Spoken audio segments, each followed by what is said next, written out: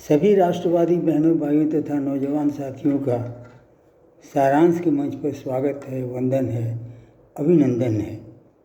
दोस्तों, आपसे गुजारिश है कि इस चैनल को मेहरबानी करके सब्सक्राइब ज़रूर कर लीजिएगा तथा इस वीडियो को लाइक और शेयर करना हरगिज़ मत भूलिएगा। हम इसके लिए आपका आभारी रहेंगे। आज का ये वीडियो दोस्तों लॉर्ड मैकाले के नाम समर्पित है। लॉर्ड मैकाले ब्रिटिश हुकूमत के दरमियान एक महान शख्सियत थे और अब आज हम वर्तमान में अपने देश के भारतवर्ष के समाज को देखें तो ये समाज दो वर्गों में विभाजित है और दोनों में अजीब विषमता है।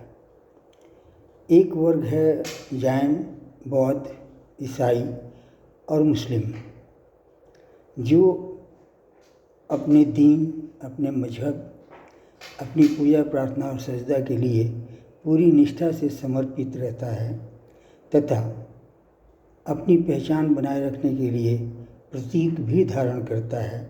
जैसे सिख कड़े बांधते हैं, मुस्लिम टोपी पहनते हैं और ईसाई क्रॉस पहनते हैं। किंतु दूसरा वर्ग जो है वो है हिंदुओं का और वो ठीक इसके उलट हैं। उन्हें अपने धर्म, अपने मजहब, अपनी संस्कृति, अपनी सभ्यता से कोई लगाव नहीं है। वे इसके बारे में न जानते हैं न जानना चाहते हैं।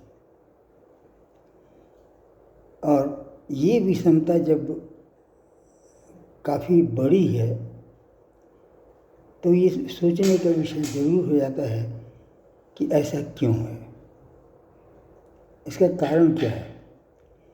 आरंभ में इस कारण को मैं बता दूं कि यह उपनिवेशवादी सोच, उपनिवेशवादी प्रकृति यानी गुलामी के कारण है।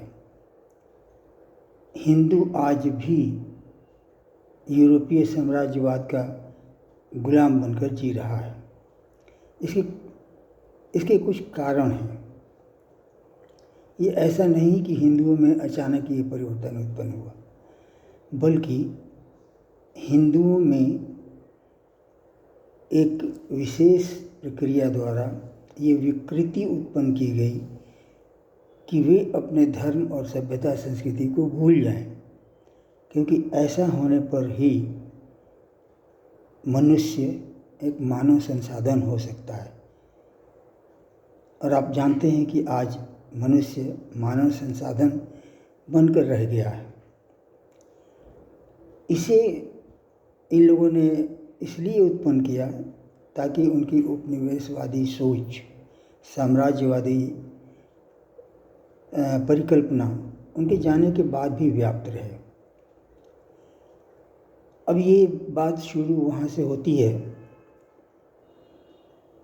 जब ब्रिटिश हुकूमत ने लॉर्ड मैकाले को भारत में भेजा था एक सर्वेक्षण करने के लिए या अध्ययन करने के लिए कि वे कौन से परिवर्तन हैं जिन्हें उत्पन्न करना जरूरी है ताकि सदियों तक ब्रिटिश हुकूमत शासन कर सके।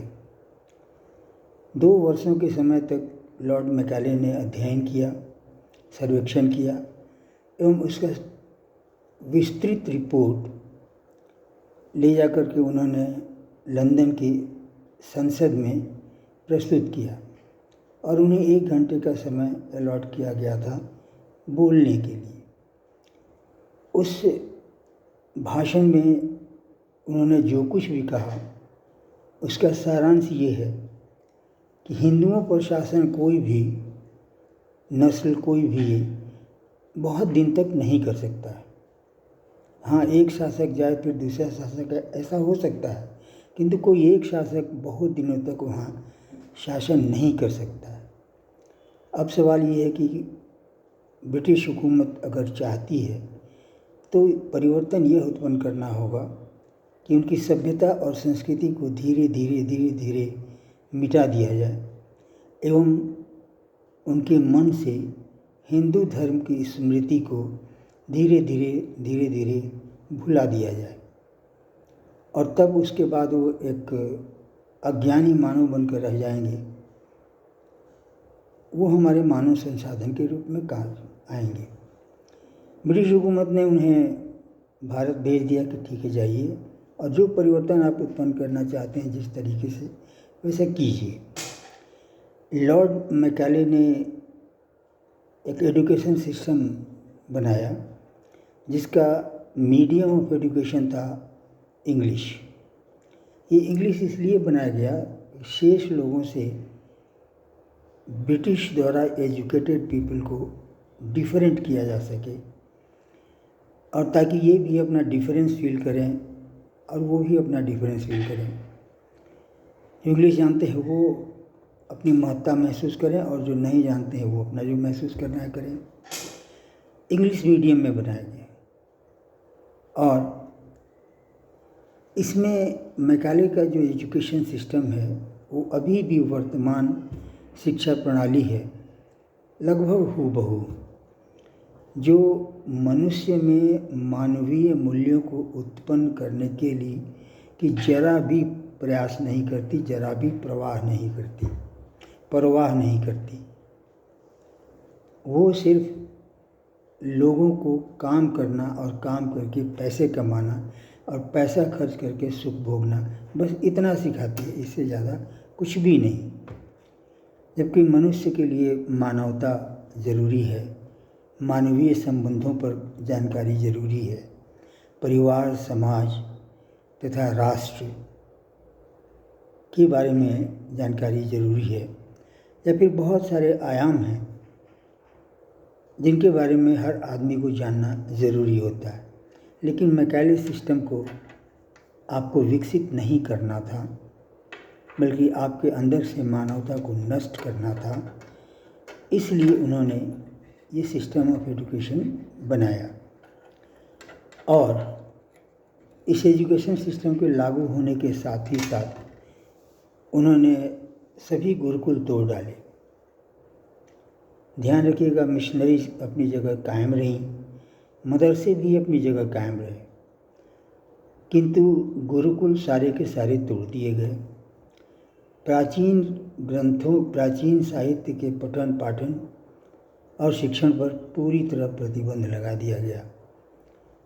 भारत में जो भी प्राचीन पुस्तकें हैं उन्हें बैन कर दिया गया, और उनका किसी प्रकार से ट्रांसलेशन भी बैन कर दिया गया।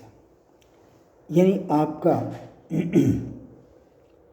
ये उन्होंने जो कुछ भी किया, इस तरह से मनुष्य धीरे धीरे पीढ़ी दर पीढ़ी सब कुछ भूलता गया, और आज का वर्तमान मानव है। दोस्तों, यहाँ पहले ये दो बातें विचार करने की हैं, और उसके बाद कि ऐसा करना कैसे संभव हुआ। तो पहले आइए देखते हैं ऐसा करना कैसे संभव हुआ। बहुत ही सारांश में आप एक बात जान लें कि कोई भी व्यक्ति वैसा ही बनता है जैसा उसे बनाया जाता है, चाहे जो भी हो। आतंकवादी भी बनाया जाता है, एक जेंटलमैन भी बनाया जाता है, एक एजुकेटेड पर्सन भी बनाया ही जाता है, स्कॉलर भी बनाए ही जाते हैं। बुनियाद ऐसी होती है, बाद में अपना कर लेते हैं। तो इसलिए एक और बात क्या है, इसको विस्तार से समझने के लिए हमारे दूसरे वीडियो को देखना ज़रूरी होगा, जिसमें हम मनुष्य के अंदर के दिव्य अस्तित्व का वर्णन भी करेंगे और इसकी व्याख्या भी करेंगे। फिलहाल यहाँ पर इस तरह का बनाने के लिए ही लॉर्ड मैकाले ने इंग्लिश सिस्टम में वो एजुकेशन रखा था जो केवल मानव संसाधन उत्पन्न करती थी।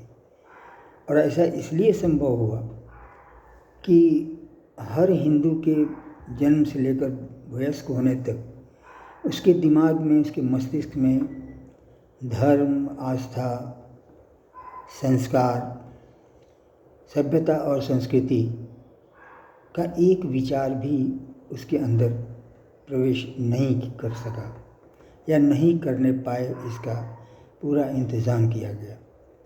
और इस तरह से हिंदुओं को मानव संसाधन बना दिया गया। इस तरह से उन्होंने किया। अब दो सवाल रह जाते हैं।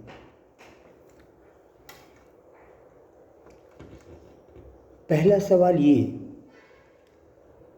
कि आखिर हिंदू धर्म तथा सभ्यता और संस्कृति से अंग्रेज़ों को किस बात का डर था कि वे इस सभ्यता और संस्कृति को मिटाने पर पड़ गए। इसका उत्तर मैं पहले दे चुका हूँ, क्योंकि उन्होंने देखा, अध्ययन किया कि हिंदू बहुत दिनों तक गुलाम नहीं रह सकता है और अंग्रेज़ी हुकूमत सदियों तक शासन करने का ख्वाब भूल ही जाए तो बेहतर है अगर हिंदू रह गए तो। यही कारण था कि हिंदुओं से वो इतने डरे, हिंदुत्व से इतना डरे। और दूसरा ये है कि ये हिंदुत्व विहीन करने का उद्देश्य क्या था। उद्देश्य था आपको मानव संसाधन बना करके सदियों तक हुकूमत करना और जब छोड़ कर जाना तो एक मानव संसाधन ही आप रहें, जो फिर आप पीढ़ी दर पीढ़ी गुलामी के प्रतीकों को और ढोते ढोएं। एक लाइन में अगर कहना है दोस्त, तो मैं कहना चाहूँगा कि आप हिंदुत्व, हिंदू धर्म, हिंदू साहित्य, संस्कृति और सभ्यता से जितने ही दूर हैं, यकीन कीजिए आप उतने ही गुलाम हैं। जय श्री राम।